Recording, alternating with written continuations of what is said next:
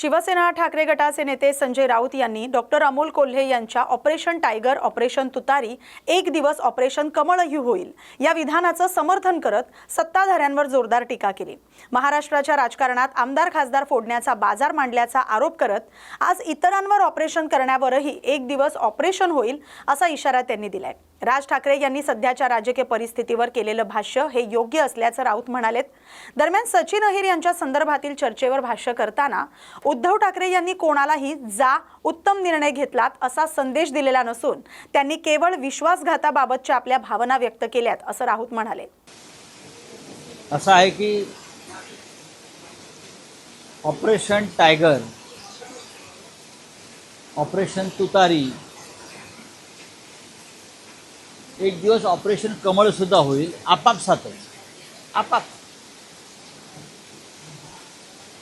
काल तामिळनाडूमध्ये TVK पक्षाचे आमदार फोडण्याचा प्रयत्न झाला। 35 होते, 35। पश्चिम बंगालमध्ये तृणमूल काँग्रेसच्या आमदार आणि खासदारांवरती हल्ले सुरू आहेत।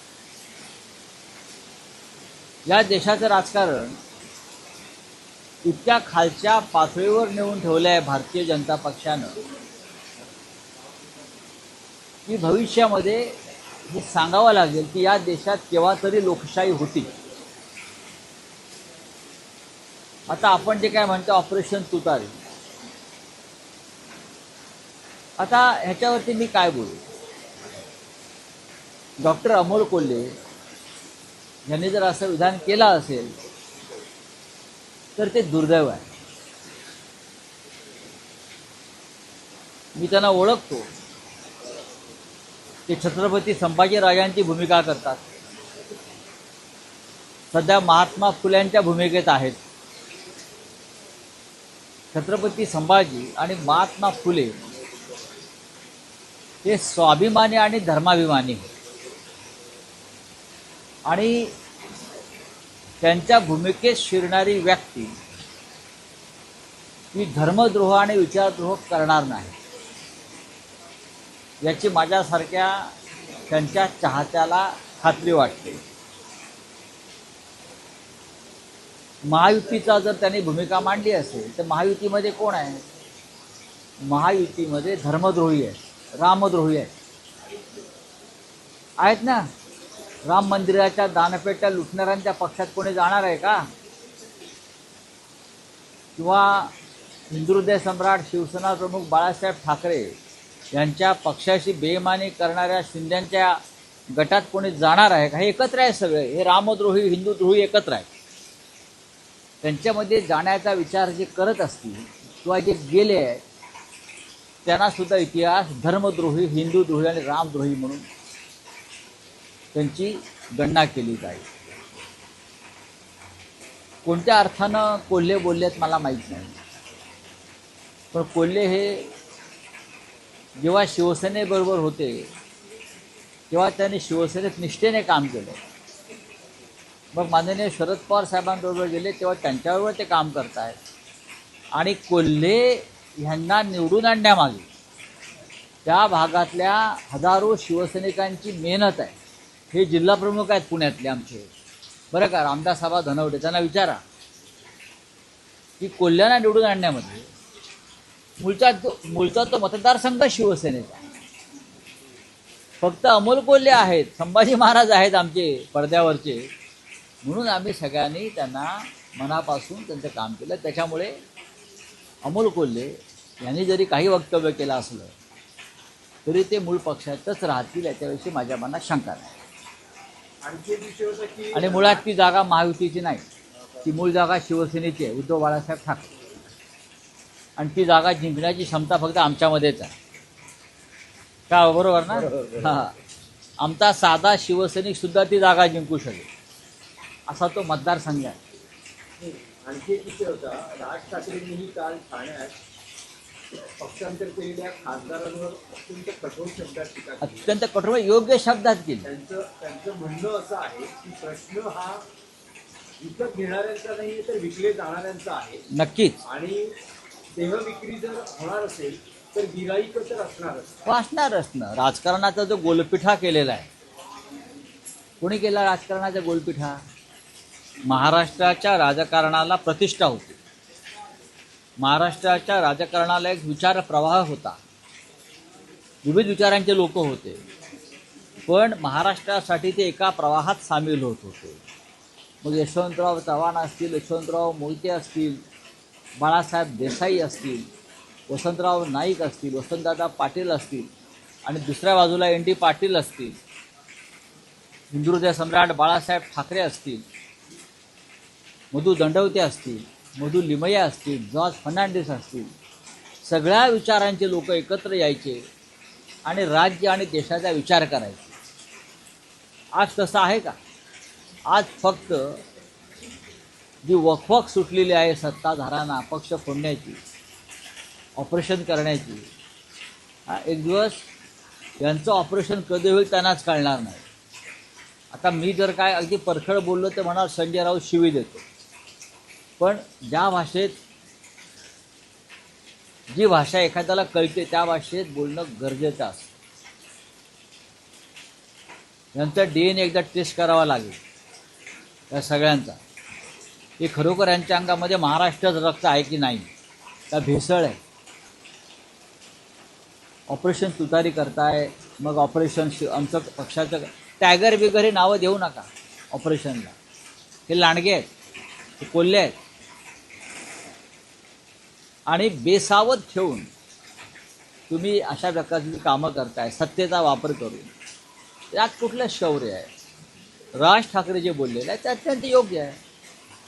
दोन्ही बाजूने आहे ते. माल विकायला तयार आहे ना, माल विक्रीसाठी आधी तयार केला जातो. सचिन अहिरांचं काय झालं? सचिन अहिरांचं काय झालं? इकडले जे आमचे खासदार आहेत त्यांना फोडल्याचं बक्षीस म्हणून त्यांना उपसभापती केलं. पक्षात राहून त्यांनी कसं केलं की ते शिवसेनेमध्ये आहेत, पण काम कोणाचं करत होते? शिंदे गटात, भाजपचे, फडणवीसांचे. इकडले जे खासदार आहेत जे फुटले शेवटच्या क्षणी, त्याच्यामध्ये फार मोठी कामगिरी ही सचिन अहिरांनी बजावली. भाजप आमदारांचं असं म्हणणं आहे की राज ठाकरेंच्या या विधानावर त्यांच्यावर हक्कभंग काही हरकत नाही, पण आम्ही आणणार नाही. आणा ना. कारण त्यांचं असं म्हणणं होतं की एकेकाळी आम्ही राज ठाकरेंबरोबर काम केलं. उद्धव ठाकरेंना जे आमदार, खासदार, नगरसेवक सोडून जाते, स्वतः राज ठाकरेही उद्धव ठाकरेंना सोडून गेले होते. ह्या सगळ्या गोष्टी हा विषय इथे चर्चेचा नाही आहे. महाराष्ट्र नवनिर्माण सेनेचे प्रमुख राज ठाकरे यांनी सध्याच्या राजकारणातलं जे सत्य आहे परत ते सांगितलं. हा देहविक्रय करण्याचाच प्रकार आहे.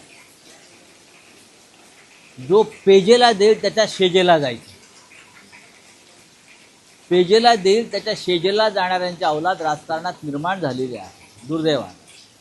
पण उद्या हेच भाजपचे किंवा शिंदे गटाचे लोक त्याच दुसऱ्यांच्या शेजेवर जायला कमी करणार नाहीत.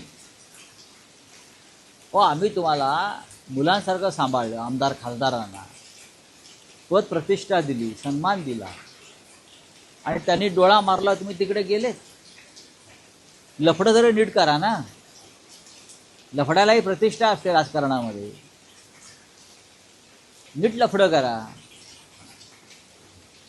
बोला. आणखी एक विषय होतं की सचिन अहिर यांची उपसभापतीपदी बिनविरोध निवड झाली आहे. काल शिवसेना उद्धव बाळासाहेब ठाकरे पक्षानं उमेदवारी अर्ज भरलेला मागे घेतला, त्यामुळे ते बिनविरोध निवडून आले.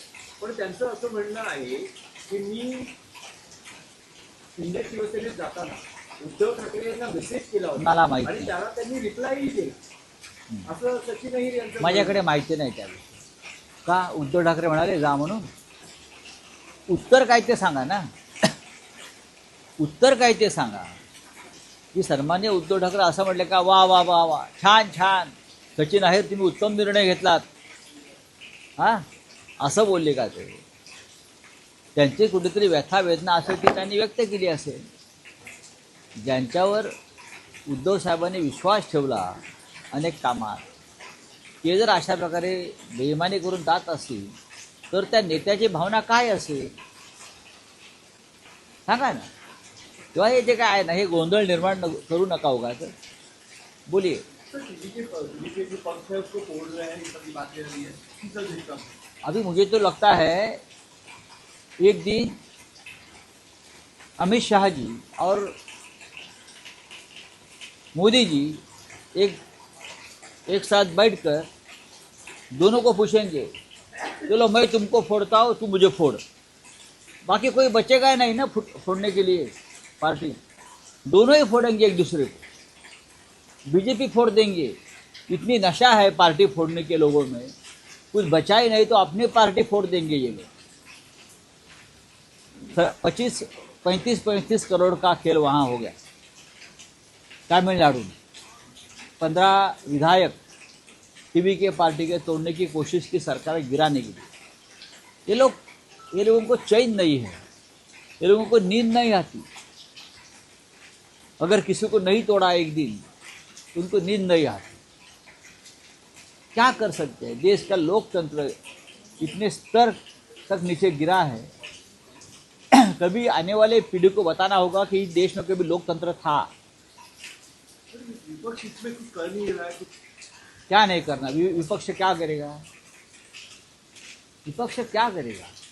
आप सेंट्रल एजेंसी और पैसे का इस्तेमाल करके उनकी पार्टी तोड़ रही है, तो विपक्ष क्या करेगा? मैंने पहले भी बोला है, जिस दिन ये लोग सत्ता में नहीं रहेंगे और ये सेंट्रल एजेंसी हमारे पास आएगी तो बीजेपी के 10 टुकड़े हो जाएंगे, वो भी 10 मिनट में। वो भी 10 मिनट में एक भी पार्टी नहीं बचेगी। ना शिंदे बचेगी, ना अजित पवार गुट बचेगा, ना बीजेपी बचेगी।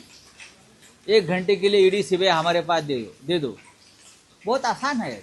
करप्शन बिल आ रहा है, जैसे पीएम और पीएम दोनों की हिरासत में लिया जाएगा। क्या लगता है कि ये राजनीति होगी? उससे पहले पीएम के खिलाफ एफआईआर लॉन्च करना पड़ेगा। कोई करेगा? इतना करप्शन हो रहा है देश में। मंत्रियों के खिलाफ, धर्मेंद्र प्रधान के खिलाफ एफआईआर लॉन्च करो, बाद में ये बिल लाओ ना।